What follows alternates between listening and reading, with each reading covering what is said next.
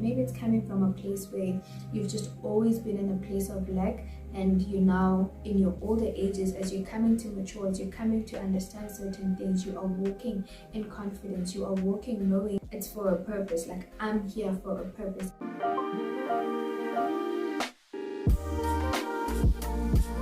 Hey everyone, and welcome back to my YouTube channel.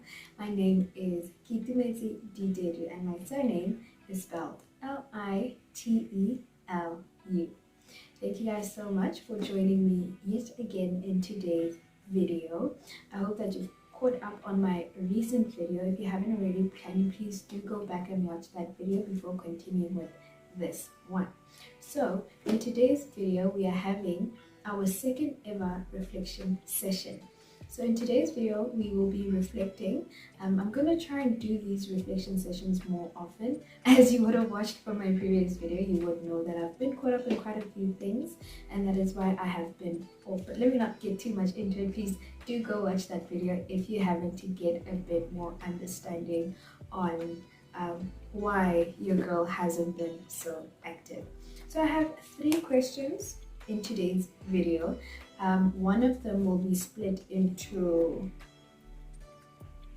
3 sections, I think. There will be one big question and then sub questions arising from the bigger questions. Just to give everyone a little bit of a background concerning this reflection session, or the overall reflection sessions that we are going to be making a norm here in this channel. So we want to gain a deeper understanding of ourselves, why we do certain things, our behaviors and our attitudes, as well as perception towards life, people, and everything else in general. So with that said, after gaining a deeper understanding of ourselves, we'll be able to determine whether we are satisfied with who we are, the habits we've developed. The other side of the coin being that you work towards being the version of yourself that you envision.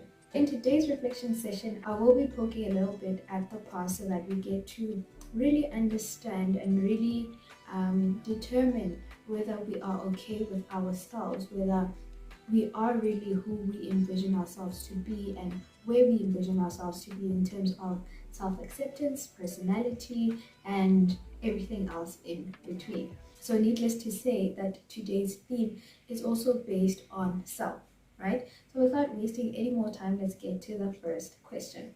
So the first question for you and me is, how do you define security? So simply put, I want to elaborate that question a little bit further and say, how do you find security within yourself? When do you get to that point where you say, okay, I'm secure in myself, I'm secure in my experiences, and I'm secure in my own being?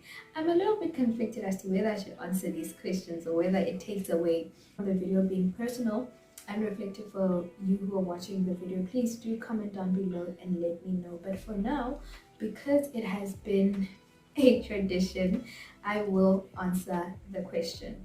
I define self-security by linking it to self-acceptance. There's a lot about myself that I've had to accept. And in accepting those things about myself, I've learned to find security in them. Because once you own something that you used to find fault in yourself in, nobody can really use it against yourself. You're able to take that foundation and build a wall for yourself, build a safe place for yourself. There are a lot of things, like I've elaborated previously in my videos, that I could say with hindsight, never really found security in myself. I was never self-secure, and it is only through really attacking those things, facing them and confronting them, that I've learned to find security in them, because I am learning and accepting that it holds a specific part of my life. It holds a specific meaning to my overall life story.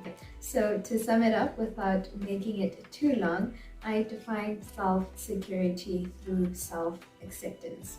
Question number 2 is the question that I said would have sub-questions stemming from the overall question. So I'm just going to be reading the entire questions, including the subsections of the question, and give you a moment to answer this question because it is quite a mouthful, and then I will answer it afterwards. So question number 2 reads, define happiness, and how far away are you from attaining the description of happiness that you have written down. Another part of the question is, what is stopping you from being happy now? So I'll give you a moment for you to just really digest the question, take it in, and then try and gather your thoughts in answering it.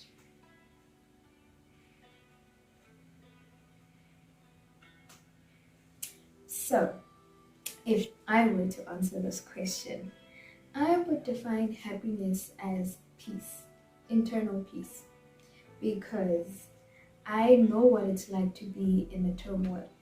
I know what it's like to have life constantly shake you whenever something comes up. And in knowing what it's like on the other side, I've also gotten to experience a little bit of peace.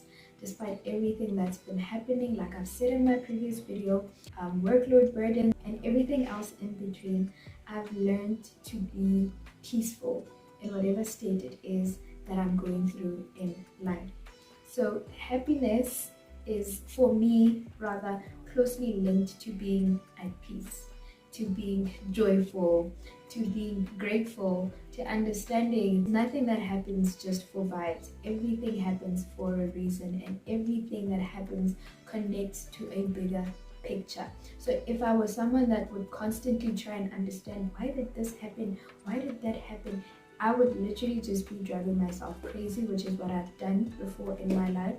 But now I'm learning to really just trust God, to really just affirm myself in knowing that everything is working out for my good, everything is working out in my favor, to know that irrespective of whether it's something I view as bad or terrible or not part of the plan, to know that through it all, God is ordering my steps and I will eventually get to where I need to be. Maybe not on my time, but on His time. And in the meantime, all I have to do is be joyous in the moment, because being worrisome, being unsettled about things is not gonna give me anything. It's just driving me deeper into a hole where I will be sick, I will be in a dark place, I will be ungrateful, I will just not want to live anymore. So because I know what that feels like, I've learned to be peaceful. I've learned to find peace in everything that happens. I've learned to find joy, to be grateful for every single thing that has happened, for every step in my life,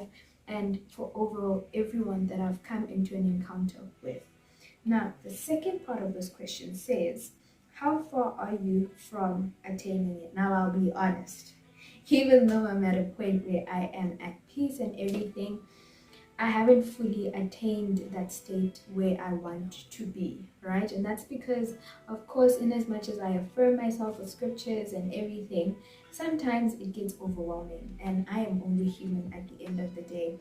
Literally, just earlier on, I broke down because I was like, yo, like, when it comes to life, it is unpredictable.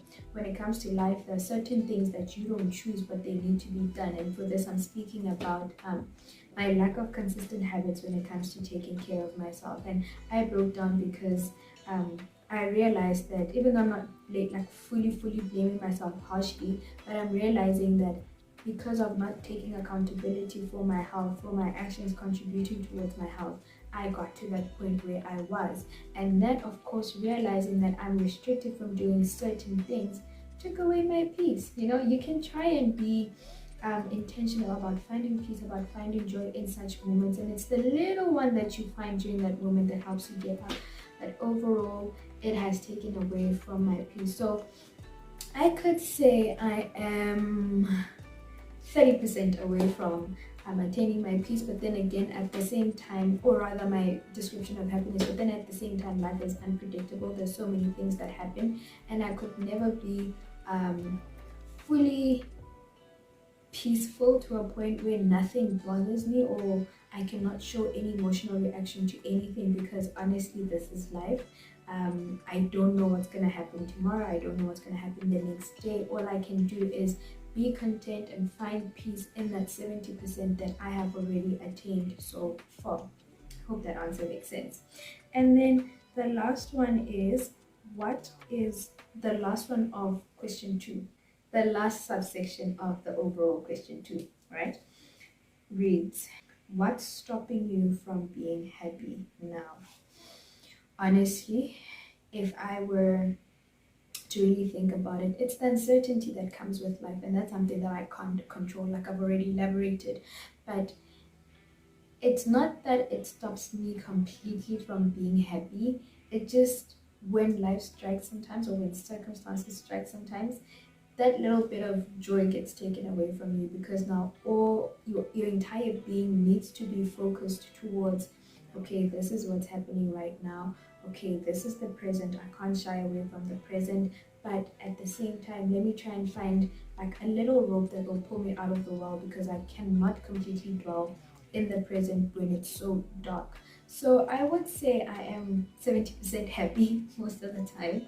I'm 70% happy now, and the 30% is, of course, reserved for the times where I'm going to need to dig deep in me to gain wisdom, to gain understanding of why certain things happen, to try and find a link as to where maybe the problem of accountability, for example, may have lacked, for example, in terms of my health, and how I can fix that. But because it's life, you kind of have to accept it. Like, it's not a thing like health where you need to scrutinize and say, okay, this is where I went wrong, I still have a chance to fix this rather. You just have to take it in, whatever is happening, and learn to embrace it. And so that 30% that sometimes is a bit tricky when it comes to me being happy, comes from me having to accept and taking time to accept certain things that have happened in my life and learning to live with them. But that doesn't take away from the fact that I am happy most of the time. And then we have question 3, which reads, can you thrive and function without external support? I think I'll give you guys a moment again to just think about that question and gather your thoughts concerning it. And I'll just read it again. And it states, can you thrive and function without external support? Now, external support means support from other people, of course. Are you fully secure in yourself? It goes back to that. Are you able to, and actually that's what the last question says, which I'll just read it. Can you trust that you can fully rely on yourself? So these two questions go hand in hand, right? Can you thrive and function without external support? And then, can you trust that you can fully rely on yourself? And in relying on yourself, it means that you don't really rely on external support more than you rely on your own self. I think this goes back to that other question that we had in our previous reflection session where we spoke about external validation. Are you able to execute your own plans without telling them to the next person to kind of get a go ahead, you know? And if I were to answer that question, there are certain things that I can fully trust myself on. For example, shooting a video like this, I don't go and tell anyone that, hey, actually I'm looking to shoot this kind of video, do you think it will work? Because I think sometimes being in such a space, a YouTube space, a media space, you kind of always need to seek approval, right? You need to seek approval for your own ideas. And in a situation like myself where you're not yet working with brands and it's mainly based on your own content, are you able to be content with the ideas that you come up with before you post them onto your platform?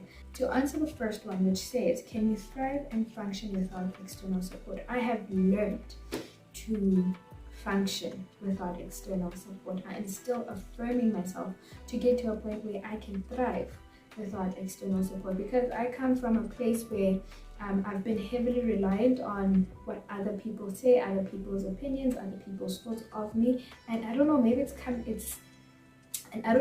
thing where it comes with age, where you just get to a point where you become so comfortable in your own skin, you become so secure in your own thoughts, you become so confident in executing all that you want to execute. Maybe it's coming from a place where you've just always been in a place of lack, and you're now in your older ages, as you're coming to mature, as you're coming to understand certain things, you are walking in confidence. You're walking in knowing that it's for a purpose. Like, I'm here for a purpose, and I need to fill that space which I've been created for on earth. So it's something that I am slowly learning every single day.